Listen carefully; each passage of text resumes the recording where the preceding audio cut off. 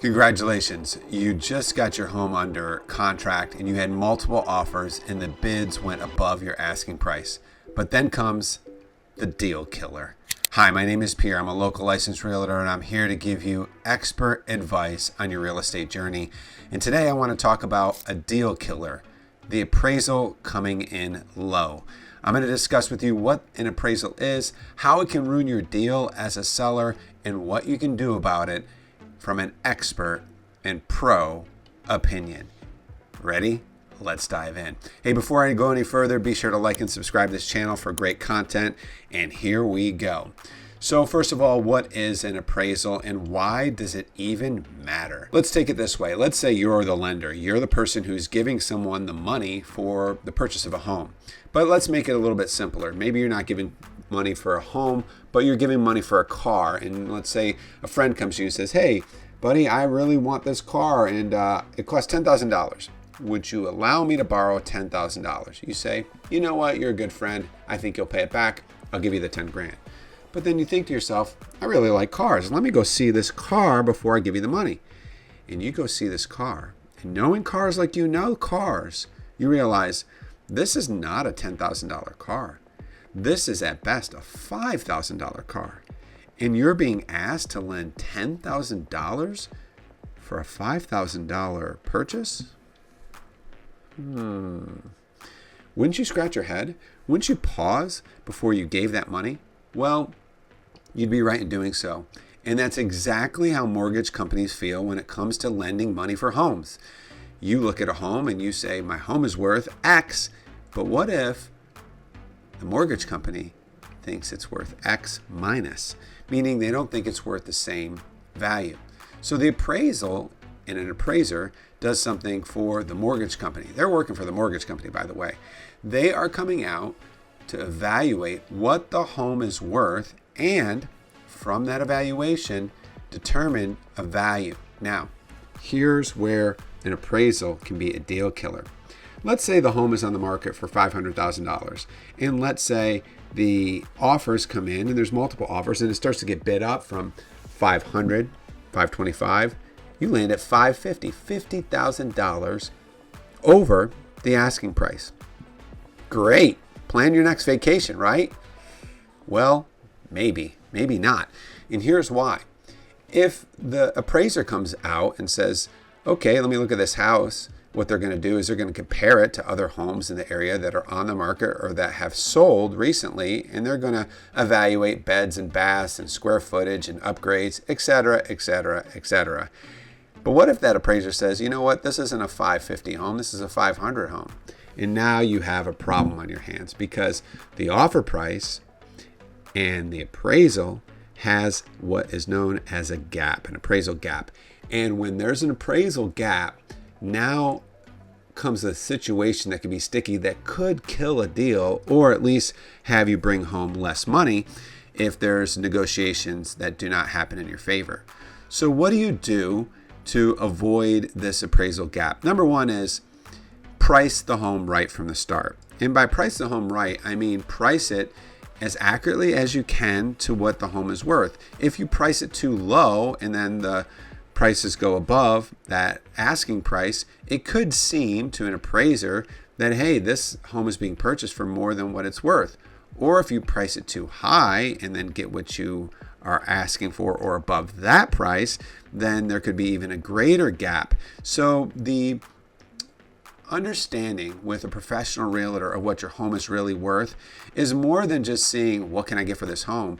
It's being as accurate as possible so you do not run into this problem of an appraisal gap.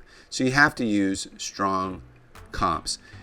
Secondly, when you're evaluating a potential buyer, let's call that the suitor, right? The person who's looking to buy your home. And maybe there's only one person, and it kind of simplifies the process, but maybe there's multiple people. You want to know the financial strength in which that person is providing. Now, in some states, including the state of Pennsylvania, where I am licensed, it's a requirement as a buyer to fill out what's known as, in our state, a BFI, a buyer's financial information document, that says, hey, here's all my finances. Now, you don't have to give it down to the penny, and you don't have to give any account numbers or anything like that, but it's to show that you have sufficient funds to make the deal happen. And as a listing agent, when I get a BFI, buyer financial document in, information document in, I'm reviewing it to say, hey, who's the stronger buyer here if there's multiple buyers?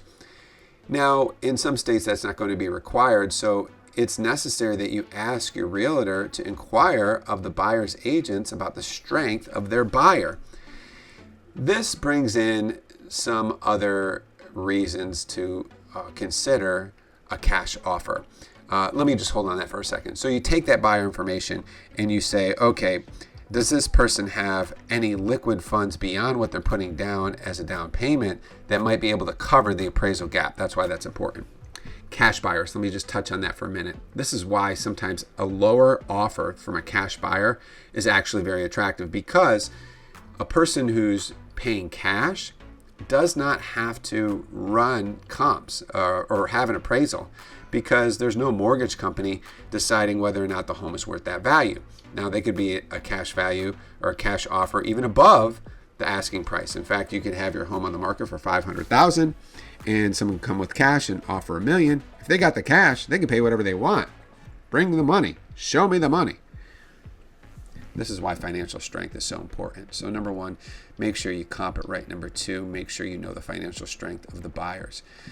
Number three is negotiating an appraisal gap before the appraisal. This is during the negotiation, before you go under contract. Now, what that means is you can negotiate a partial or full appraisal gap. So back in our $500K example, if a home is on the market for $500K and someone offers $550, you can ask them to completely waive any gap in appraisal. Meaning, if the appraiser comes out and says, no, this home is not worth $550, it's only worth $500. If the buyer agrees to waive the appraisal, then that $50K extra is paid for directly from the buyer out of their own cash, in addition to the money that they're putting down to buy the home. At times, you may not negotiate a full waiver of appraisal, but you can negotiate a specific dollar amount, $10,000, $20,000, $15,000, $5,000. All depends on the size of the deal. All depends on the liquidity of the buyer. So you can say, hey, Mr. Buyer, we'll accept your offer if you'll give us a $10,000 appraisal gap coverage. So if the house comes in at $550 or $500 and they bid $550, they got to at least cover the $500 plus the $10K, and any gap in between is negotiable. Which brings me to my next point. Let's say the appraisal comes in low. What do you do then? And there isn't an appraisal gap coverage. It's not a cash offer. At this point, you have to negotiate that appraisal gap. The difference between what they're offering and what the appraiser is saying is the value of the home. Which brings up one other thing you need to do. Make sure that the realtor you hire is a professional who understands these dynamics, has worked through them before, and is an expert negotiator who knows how to negotiate on your behalf. See, I'm here giving this free real estate advice. You might be listening from some other state where I don't currently work, but what I want you to do is this. Do your due diligence. Make sure you have a conversation with the person who's a realtor and ask them the question, what would you do if there's a gap of appraisal? How would you handle that? So these are my tips today. And just to throw in a little bit of extra, here's my pro tip. Get ready for it. Are you ready for it? Here's the pro tip. So here's the pro tip. Now, I wouldn't tell this to everybody, but you're my special friends and followers. Be sure to like and subscribe. Don't forget for more great content. Here's a pro tip. So you're in negotiations. You're actually in receiving offers. So you're receiving, let's say you receive 5 offers on your home, and you're seeing that people are starting to bid over the asking price. One thing you can do, run this by your realtor, and have the realtor, if they need to, run it by the broker. If I put the home on the market for $500 and I see that every offer is going over $500, or the tendency is to go over $500, there might be some at $500, might be some even less than $500, but the tendency is higher. I can adjust the home value, what the home price is on the MLS at any time. But ideally, I do that before an appraiser comes out to see the home. And here's why. If I have a home on the market that's at 500 and my offers are nearing the 550 mark, and the appraiser comes out and says, wow, this house was only on the market for 500 and they got 550. It may, now an appraiser has they're a professional. They go to schooling and training to do appraisals, but they're humans. And there's a psychology here. So if they see, wow, there's a 550K gap or a 100K gap, could be any number, they might start to scratch their head and wonder, is this home really worth it? And there are some appraisers who have a reputation of being deal killers. So what do? If you raise the price of that home to 550 on the MLS, or maybe even 525, the gap is now eliminated or reduced. And so when the appraiser goes out, they say, oh, well, this home's on the market for 550 and the offer's 550. Now, some might say, well, is that ethical? You could lower the price of a home. You could higher the price of a home. You could overprice a home. You could underprice a home. You could do whatever you want with your home.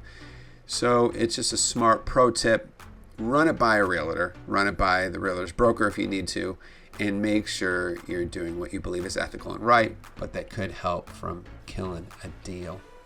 So, hey, as you go into these negotiations, congratulations first and foremost if you're in this position. It's a great position to be in where you're getting more than asking, but beware of the potential of an appraisal gap and all the things that I mentioned here today that you could do to help yourself. Hey, if you'd love to work with me, I would love to work with you too. Let's get together and connect. Feel free to check out my website, pmereal.com,